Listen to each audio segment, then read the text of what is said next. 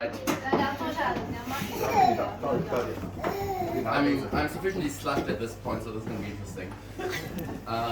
Yeah, I mean, I want to preface this, but I was supposed to speak at the ceremony, and then I had to hand the speech in, and then they said, you can't do this much profanity.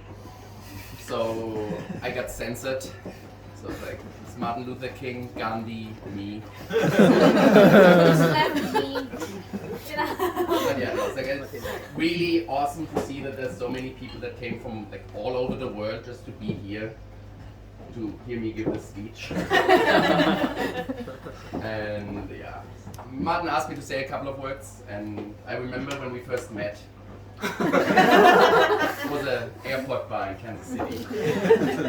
I recycled a lot of this from the speech that I found online. But no, so like, honestly, he asked me like a couple of weeks ago, like, would you say a couple of words for like the best man speech? And I was like, why? Because like, why would you ask somebody like me who knows all your embarrassing secrets and shit? Because I was there for most of it. That's really, really gossipy once he has like a couple of drinks, which I'm there. But yeah, and then Jen, I don't know that much about you because we haven't met that many times. So like, I'm gonna go easy on you. It's mostly gonna be you. Yeah, we grew up together. And it's not that we didn't get along, we just like, we were friends at a distance. I think it's a diplomatic way of saying this. And our mom was always like, just let him play with you guys. He looks up to you, you're his bigger brother. And I was like, I don't care. He's a 12-year-old, does not give a shit about this. But we were also really, really different. And everybody was always like, that's your brother, really? I was like, yeah, I know. Like, you were awesome at everything you did. You had long, luscious hair. You were friends with everybody and were not above hanging out with anyone. And I was none of those things. But like once we got above like the puberty and the childhood shit, so we started growing closer again. And yeah. So, and at this point we are like two peas in a pod. Like the main difference is that you sound somewhere between like, I don't know, Noel Gallagher and Oliver Twist. And this is purebred American white trash. So it's like two roads diverge in a yellow forest.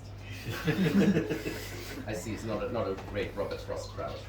But yeah, no, we stayed in contact and in each other's orbits. We texting a lot.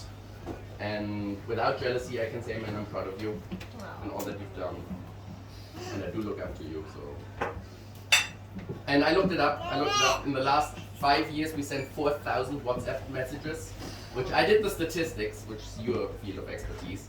This comes down to 2.5 texts every day. And the main things, I did the statistics, the main things have been, have you seen the latest movie yet? And then the second most thing is, the fucking Tories or Republicans. Have you seen what they fucking did again? So that's the main thing we've been talking about. But I will say, he talked about you a lot, and it has never been a negative thing once.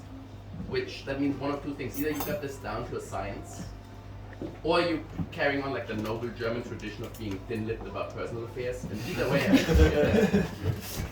and I will say though, like, I'm not worried about what you guys are going to be doing. So. And I'm very, very excited about your offspring. And I've seen the dog, it's time that you upgrade.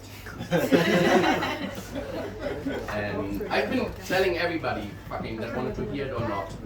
My brother is having a baby, and it's gonna be half ginger and half Chinese. And then I always have to like specify, my brother is the ginger in this.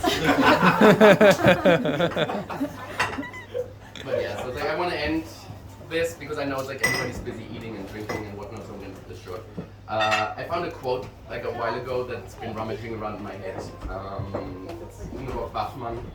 Es gibt Begegnungen wie Wegkreuze und sie verändern alles.